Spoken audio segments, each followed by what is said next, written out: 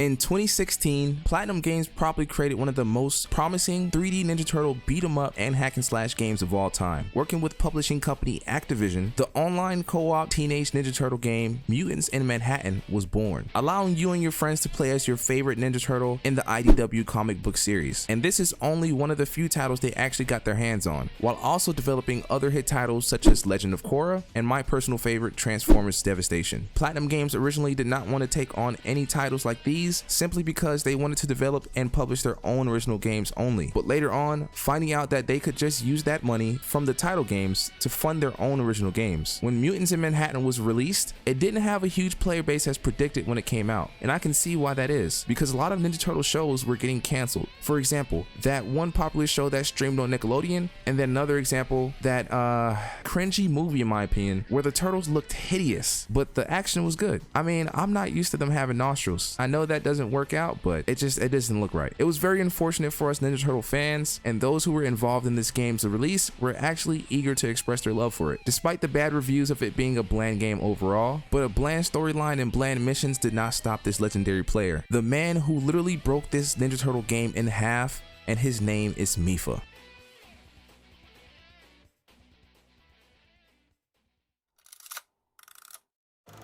Let's take a step back 5 years prior to 2018, to when Mipha first attempted to finish the game with the fastest time recorded by fiddling with glitches and various shortcuts. It turns out this wasn't their first walk around the park, and they've actually been speedrunning games since 2017, with their first world-breaking record being 16 minutes and 38 seconds on a 10x10 puzzle mode in a game called PictoPix. Seeing this, I knew they were intellectual, probably a mad genius. I mean, most speedrunners are, right? If you're not familiar with Mutants in Manhattan, allow me to get you up to speed. Shredder and Krang are attempting to take over the world and are combining their forces, causing major havoc in the city. The Ninja Turtles have a long journey ahead of them, trying to figure out whatever plans these two are plotting. Your first encounter would be running into Bebop, who's stealing bags of cash from the city bank, and down the line you run into his other colleagues prepping for the world domination agenda. With each foe you defeat, for example, Rocksteady, Karai, Armagon, and Wingnut, they provide you more clues about the diabolical plan. You even encounter the scary mutant snapping turtle, who's sometimes your friend, who fills you in on your first clue about the Crane's suspicious activities. After finally defeating all the grunt bosses, you come face to face with the General Krang and figure out that the Krang are constructing a dimensional portal and actually started the invasion right before you could stop it. And before you know it, you're witnessing a humongous Krang exiting a space gate in the middle of Manhattan. You defeat the hologram blob and eventually run into the last piece of the puzzle, Master Shredder, and stop him in his tracks. So to say the least, you're just doing tedious missions like defuse the bomb or defeat all the enemies in the area and then the boss fight. It may sound bland and quick, but the average time to beat this game is around 3 to 5 hours. And if you're playing this on very hard mode, then probably never. November 12th, 2018, 2 years after the release date of Mutants in Manhattan, Mipha decided to upload a 54-second clip of him figuring out a secret opening in the confinements of the game's walls. He figured this out by placing an explosive canister down by the wall as close as possible and realized a small tear, leading the canister to puncture through the walls for a split second. This gave Mipha the green light to try getting himself through, and it was history from there on out. This allowed him to travel in an uncharted and forbidden zone in the game and get to the next checkpoint without facing the petty enemies and completing tedious missions. This discovery prompted Mipha to document his first speed run on YouTube, November 14th, 2018, completing the game at 1 hour and 56 minutes and 35 seconds. It's not a world record breaking time, but a nice entry at least. Oddly enough,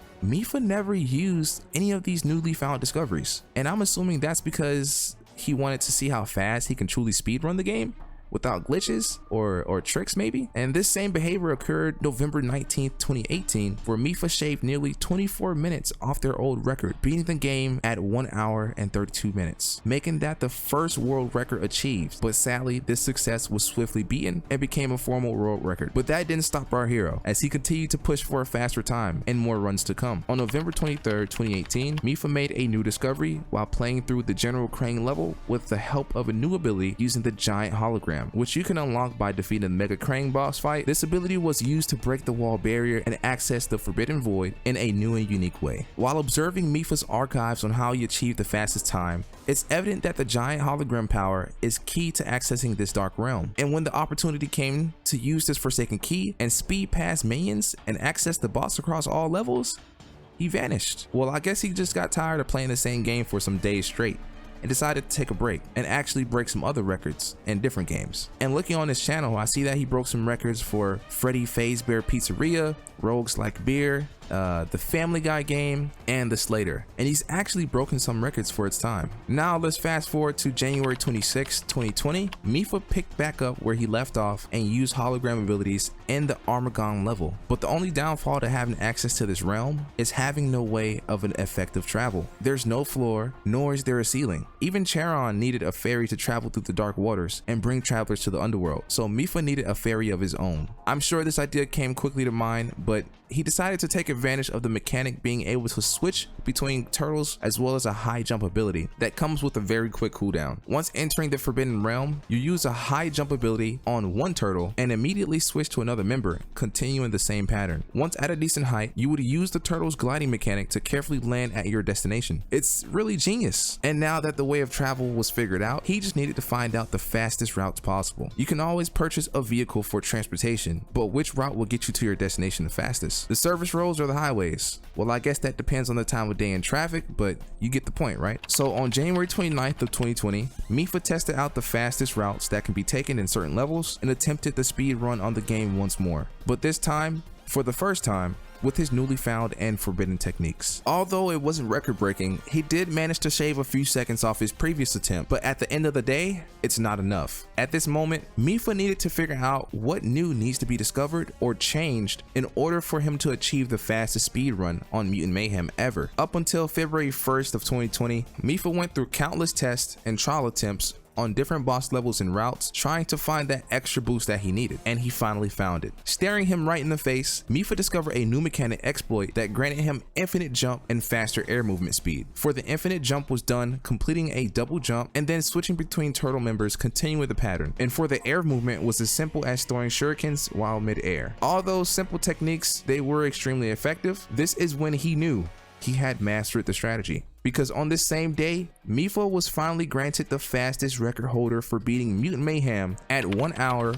24 minutes and 59 seconds, shaving a whole 7 minutes off his previous attempt. And this is still the fastest time holder 3 years later. This was a story of Mipha, the man who broke TMNT Mutants in Manhattan. I'm not sure if he still speedruns, but if you'd like to check out some of his work and contribution to the speedrunning community, feel free to check out his channel. It'll be listed in the description below. I hope you enjoyed this video, and if you'd like to see more videos like this, be sure to give this video a like. It's farewell from here until next time.